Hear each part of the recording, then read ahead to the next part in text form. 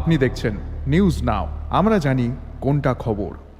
त्रिपुरा सरकारी कर्मचारी समन्वय संघ ने शुक्रवार को कर्मचारियों के डीए और डीआर को लेकर सार्वजनिक विरोध प्रदर्शन की अनुमति नहीं देने का आरोप लगाया। संघ ने शनिवार को एक संवाददाता सम्मेलन में यह आरोप लगाया। Tripura government employees coordination union ने शुक्रवार को एक प्रेस कॉन्फ्रेंस में शिकायत की कि राज्य प्रशासन राज्य सरकार के कर्मचारियों के बकाया डीए और डीआर की मांग को लेकर शांतिपूर्ण सार्वजनिक धरना की अनुमति बार बार अस्वीकार कर रही है। त्रिपुरा सरकारी कर्मचारी समन्वय संघ ने कहा कि 14 सितंबर को शांतिपूर्ण धरना आंदोलन कार्यक्रम के लिए लंबे समय से आवेदन किया गया था, लेकिन प्रशासन ने किसी अदृश्य या अज्ञात कारण से इस बार इसे फिर से अस्वीकार कर दिया है। পারমিশন চাইছিলাম, এটা 4 তারিখ, যথেষ্ট সময় 4 সেপ্টেম্বর।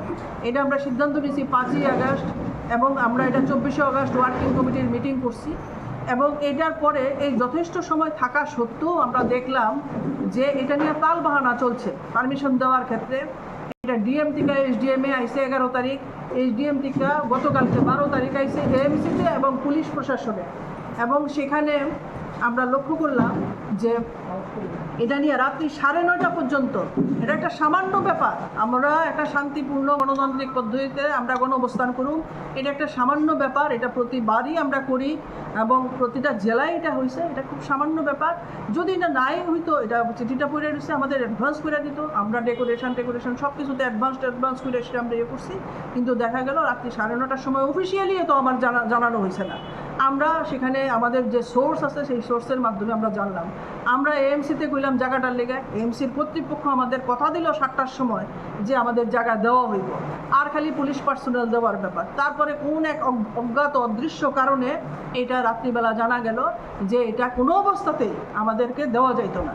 অপরাধ আমরা জানি না আমাদের। त्रिपुरा सरकारी कर्मचारी समन्वय संघ ने एक प्रेस कॉन्फ्रेंस में कहा कि 22% डीए डीआर राज्य में 8वें वेतन आयोग का गठन और अनियमित कर्मचारियों की नियमितीकरण जैसी मांगों को लेकर शांतिपूर्ण सार्वजनिक धरने की अनुमति तुरंत मांगी गई थी।